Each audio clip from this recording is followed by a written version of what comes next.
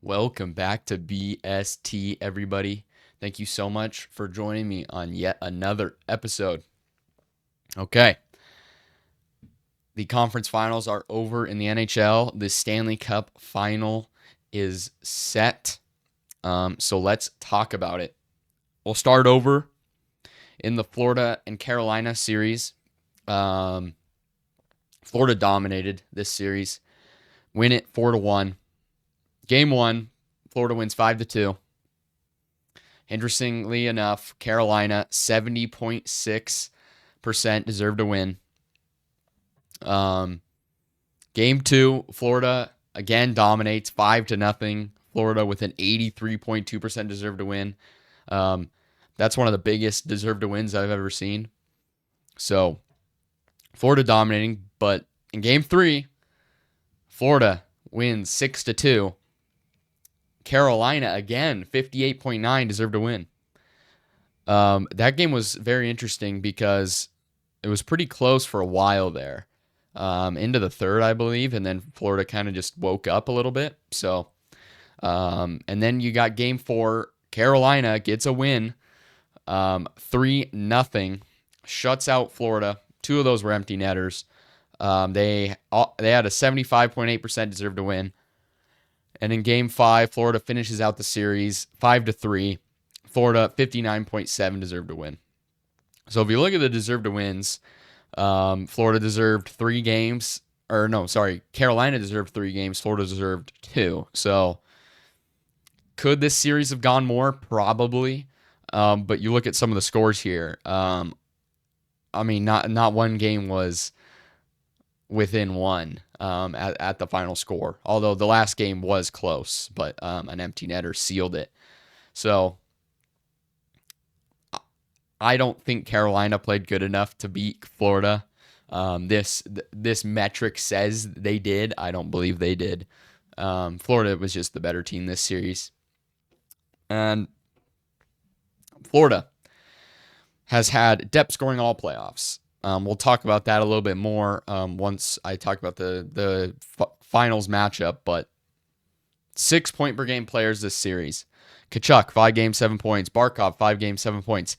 Evan Rodriguez, 5 games, 7 points. That is outstanding.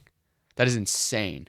I mean, he's being plugged in on the top left wing on the first line, but still, to get that production from Evan Rodriguez is absolutely insane. Bennett, 5 games, 7 points. Verhaeghe, 5 games, 6 points. Ekblad, 5 games, 5 points. So they are just getting great scoring in this series. And that was the difference, because if you look at Carolina, they only had 2 point per game players. Jarvis, 5 games, 6 points. Aho, 5 games, 5 points. That's it. Svechnikov, I think he had like 3 points. So it's like Carolina definitely lacked a lot of depth scoring. Their lineup is just not as deep as Florida's. Plain and simple. It's just not. And their defense they have a good defense, but there's not that number one guy. And you could argue there's not really a number one guy in Florida, but I would take Ekblad, Seth Jones, and Forsling. I don't think I'd take him over Slavin, because Slavin's such a good shutdown defenseman, but I would probably take any of those 3 over their next guy. Like, it's probably Brent Burns, Gostisbehere, somebody. I'm not exactly sure, but Florida just had the obvious better roster in this series. But another big factor in this series with goaltending. Bobrovsky played all 5 games, had a .935 save percentage, 1.6 goals allowed average. So Bobrovsky has been heating up. Should be interesting to see if he can continue that. And the tandem of Anderson Kochetkov, 5 games played, 818 save percentage, 4 goals allowed average. So insane. The goaltending is such a big swing in a series. And I don't think if Bobrovsky's on Carolina, the outcome is different. Carolina is just a playing really good hockey right now. So like for Carolina, now you're 1-17 in conference final games since 2009. They won their one conference final going into this year. They did not have a conference final win since 2009. They get one here, but still not great. You got to ask yourself, is Brind'Amour a goner? I think he came in 2018, and they've had good teams. They've been close. They made it to the conference finals, but it's not great because especially this year, I give them somewhat of a pass because it's not as good of a roster as we've seen them have. Still a good roster, but not as good. So, but in the years past, man, last year, the year before, it just you got to capitalize on your opportunities when you get there, because you won't have this roster for long. And honestly, I don't think they should bring this roster back. I'm a big believer in switching up rosters if you cannot get stuff done. You may get worse on paper, but you got to try to find the winning formula. I look at Florida. They were the President's Trophy winning team, 122 points or something like that. They traded arguably their probably second best player in Jonathan Huberdeau and Mackenzie Weegar, who is a great defenseman, for Matthew Tkachuk. And the rest is history. Because since then, they made 3 Stanley Cup Finals and won one of them and are looking to win another. So, I mean, I think that's what a good GM has to do. You got to take swings. You cannot be complacent. You cannot just keep doing the same thing over and over and over and expect a different result. Isn't that literally the definition of insanity? So, like, I'm not saying, like, you should trade Aho. I think Jarvis definitely stays, but maybe you do trade Aho, something else. So then you can just, you gotta change something up here. But the interesting about Carolina is they got a ton of cap space too. So, I mean, I've heard they may go after Marner, but I'm not sure they really need a guy who can't perform in the playoffs. He would definitely give them offense, but I don't know. This roster is good, not great. They just cannot get over the hump. So it'll be interesting to see how they change it up. If Brind'Amour's fired, he's got some crazy eyes, by the way. It's like I swear he's staring like this at all times. But yeah, I don't know. Should be interesting to see. But yeah, Florida wins it in 5. Not really close. Florida's just they're a wagon. They are an absolute wagon. They got things to a science down there in Florida. So moving on to the Edmonton-Dallas series. Edmonton wins 4-1. Game 1, Dallas 6-3. Edmonton 68.9% deserved to win. This game was weird. Edmonton dominated for most, and then Dallas got like a few power plays and scored on all of them. So it looks, and I think they got 2 empty netters in there as well. So it looks worse. I definitely agree with the deserve to win here. I think Edmonton deserved to win that game. If their penalty kill could have just came up a little bit stronger. But, I mean, that's been the story for Dallas this entire postseason. They have been dominated 5-on-5, but their power play has been really good.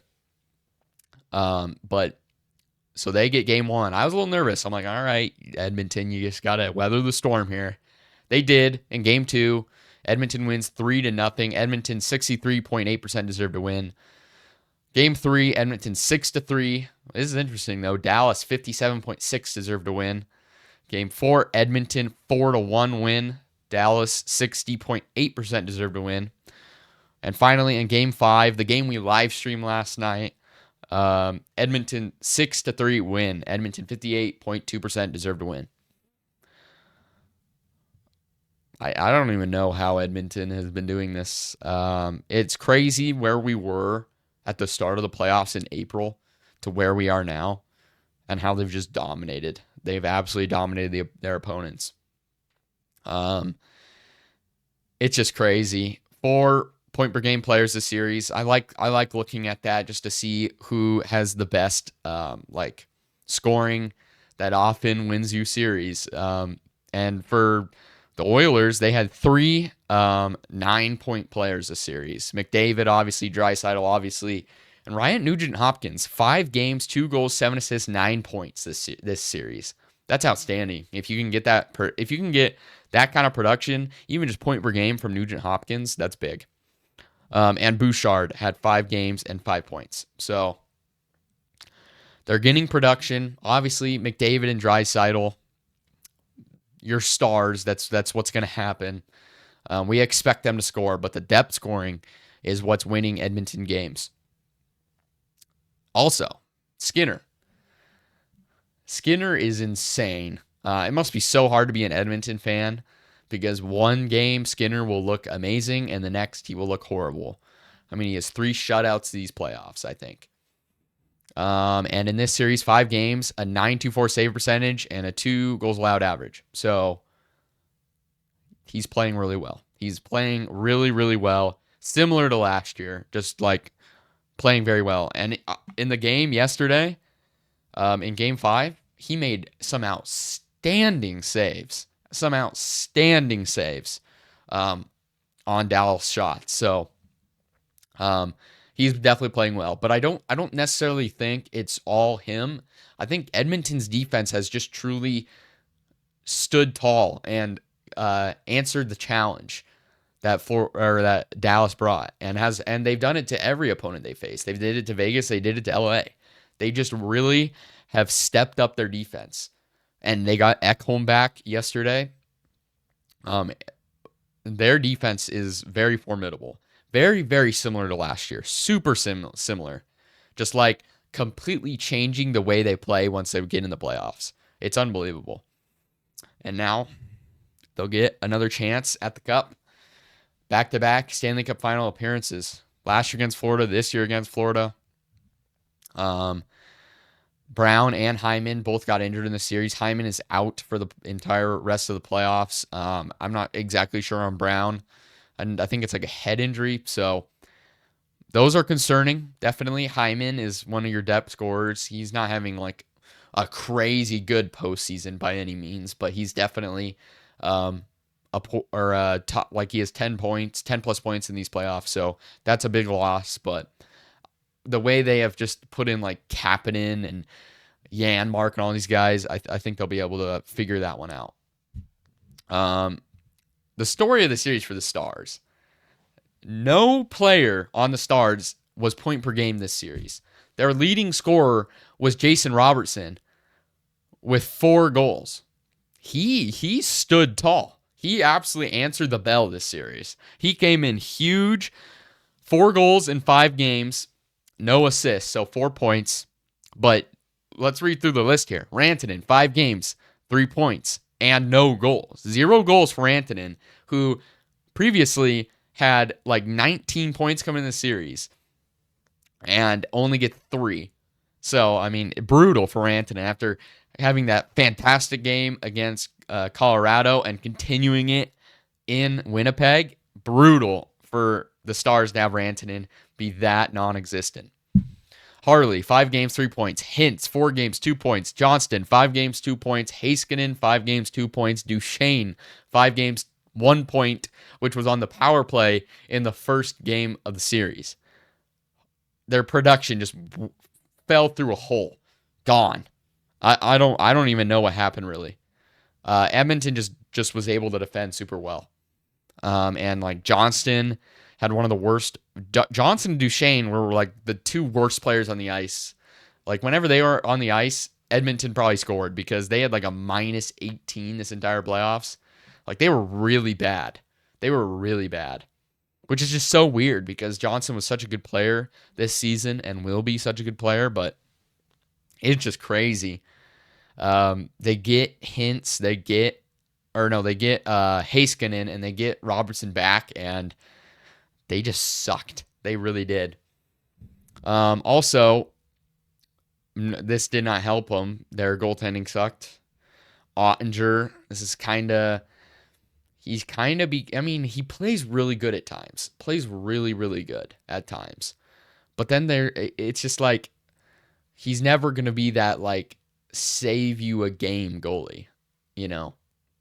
The tandem of Ottinger and DeSmith came into Game 5 after 2 shots. Pete DeBoer pulled Ottinger, which I thought was a insane move there by DeBoer. To be honest, I thought you just keep Ottinger in. Your season's on the line. Keep your starter in.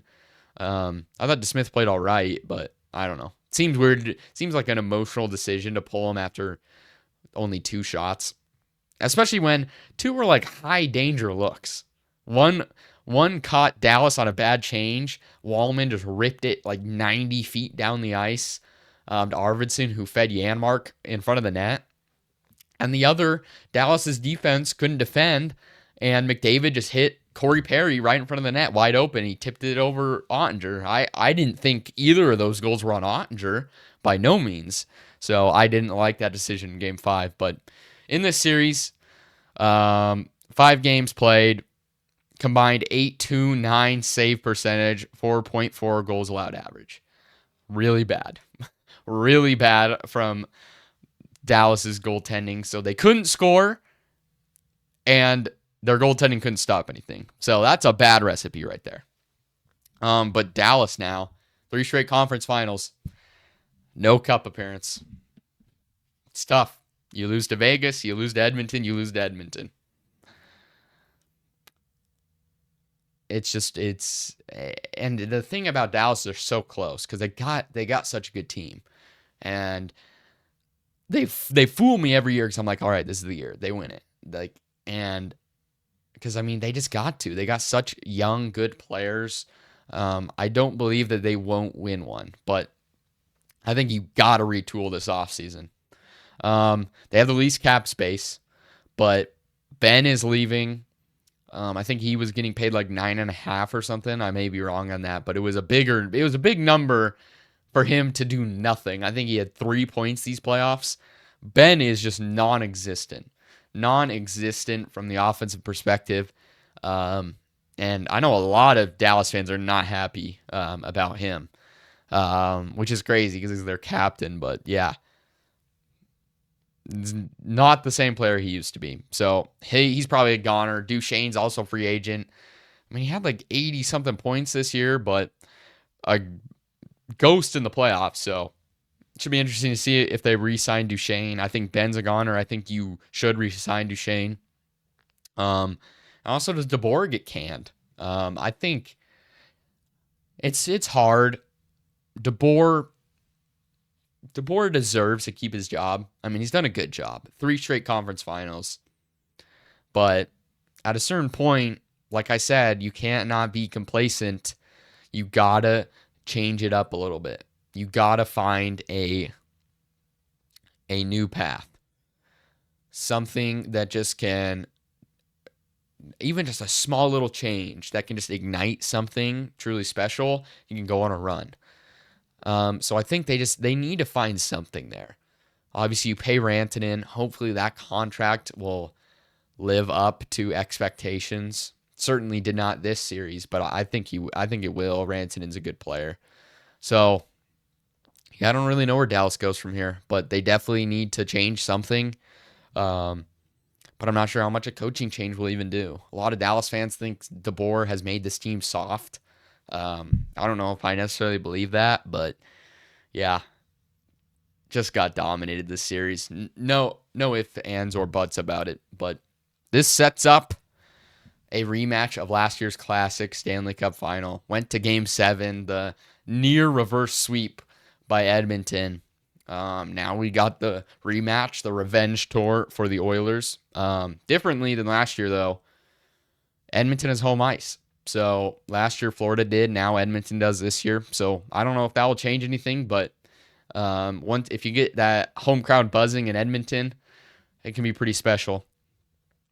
As far as the conference final trophies go, Edmonton touched the Clarence S. Campbell.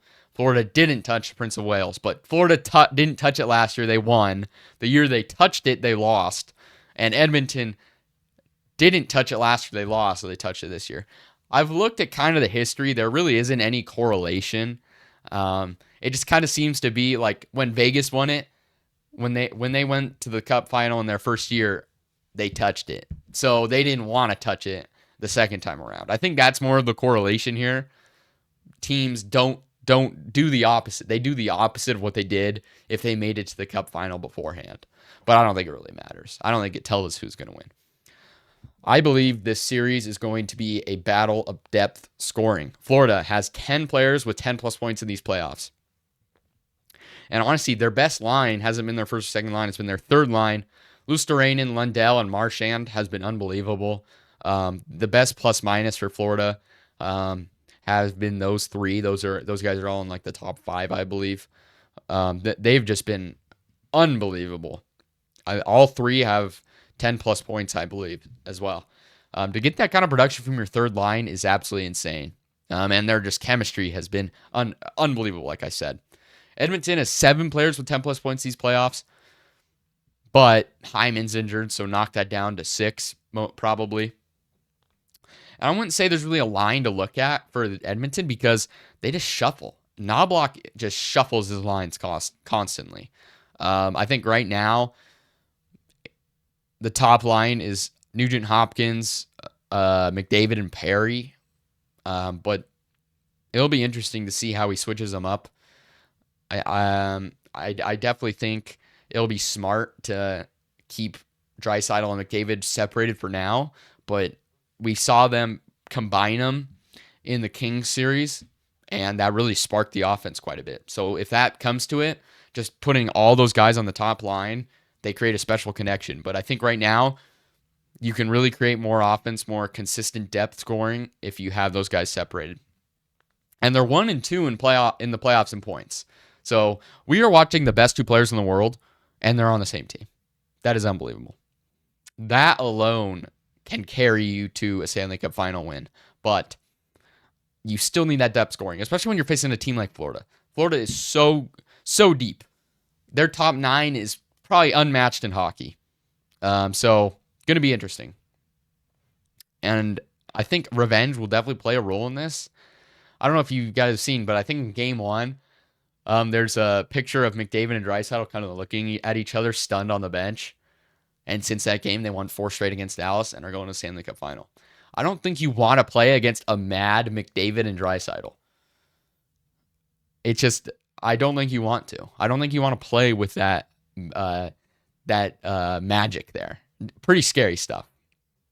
Also, I think this series will definitely be decided by goaltending. Whoever plays better, Bobrovsky or Skinner, will win the series because Edmonton averages just over 4 goals for this playoffs. Florida averages 3.8 goals for these playoffs. So both teams are on fire scoring wise. I mean, to average 4 goals in the playoffs is pretty crazy from Edmonton, and Florida's not far behind that. So whoever can slow down each other's offense more will probably win the series. And finally, health.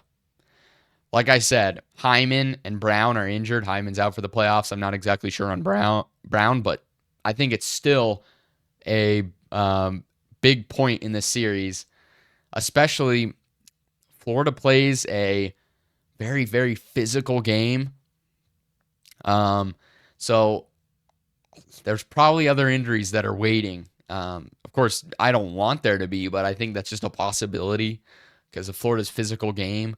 I could definitely see some more injuries hitting Edmonton and vice versa. I could see it the other way, but right now Florida doesn't have any big-time injuries. Reinhart got injured in the series versus Carolina, but he came back.